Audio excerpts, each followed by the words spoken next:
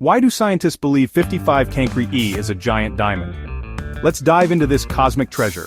55 Cancri A is twice the size of Earth and orbits a star 40 light-years away. Now here's the cool part.